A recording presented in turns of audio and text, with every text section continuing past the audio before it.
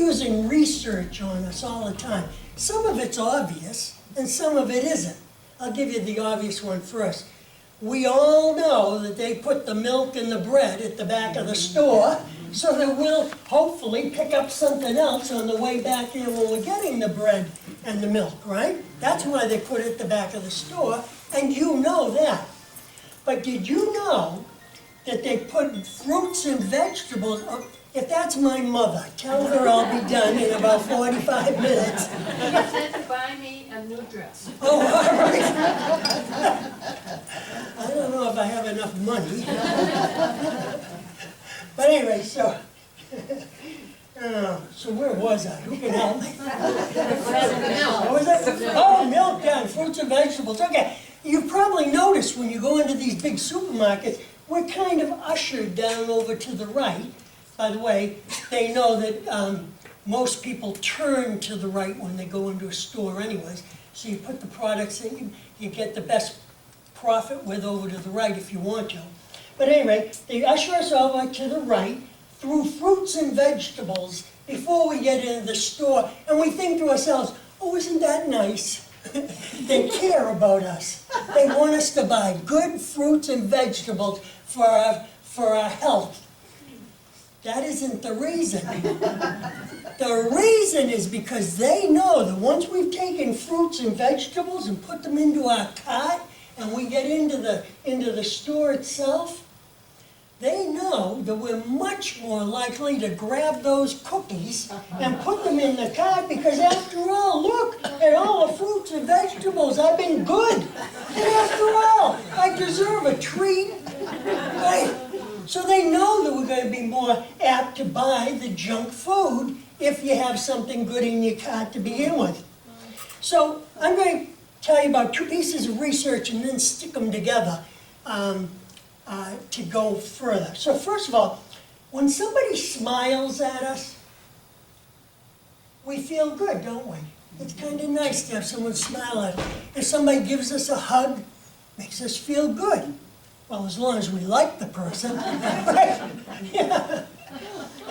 So when someone smiles at us, our brain produces chemicals, and one of the names is endorphins. There's a lot of other names for the different chemicals, but anyway, I'll call them endorphins for this program.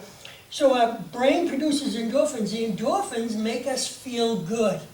If somebody hugs us, the brain produces endorphins, we feel good. And we all love to feel good, don't we? So we eat comfort food because our brain produces endorphins and it makes us feel good. Chocolate.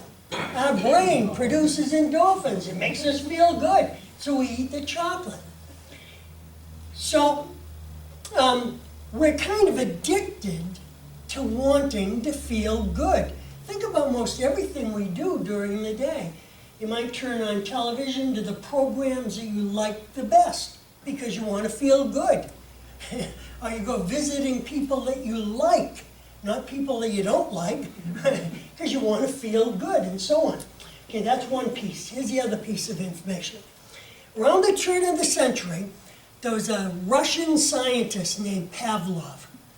And what he did was, he was studying dog saliva. Now, I have no idea why he was studying dog saliva, but he was. So what he'd do is he'd feed the dogs, they'd salivate, he'd get samples, and he'd examine it. Well, after a while, he realized that those dogs were salivating before he fed them. And he started thinking, there must be a reason for it. Maybe when I walk into the room, they're anticipating getting fed, and they start to salivate. So to prove his theory, he tried different experiments on the dogs. And one of them is a famous one that most of you probably already heard about or read about in a psychology book or whatever. And what he did was he'd ring a bell, then he'd feed the dog. He'd ring the bell, and then he'd feed the dogs. And after a while, all he had to do was ring the bell, and the dogs would salivate because they were anticipating getting the endorphins to feel good because they're going to get fed. Okay, so now, marketers know that information, and they use it on us.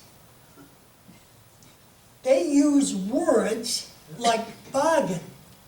What does the word bargain do? If you think about it, a bargain is something where you pay a lot less than you think it's worth. And it makes you feel good. In fact, a lot of us, we brag about it, don't we? Hey, I've only paid this for this. Right? So it makes us feel good to get a bargain. So what they do is they use words like bargain, gift rewards, great value, sale, close out, no money down, free. And they get those bells ringing in our heads, don't they? Yeah, one doesn't work so well because it broke on me. I had to tape a battery in there. Look at this can of oil here. I bought this for 79 cents back when it used to cost $1.10. It was a bargain. And it was such a bargain, I bought 4 of them. And that was 45 years ago. And I never used them. Never used them. I don't know why. I think it's because DW-40 was a lot, had the extra chemicals in it and it had a straw and all that. But I never used them. I don't know why, but I had 4 of them. They didn't take up too much room, but still they took up my living space for 45 years. And for 45 years, I've been heating that oil in the winter and cooling it in the summer. For what? For nothing.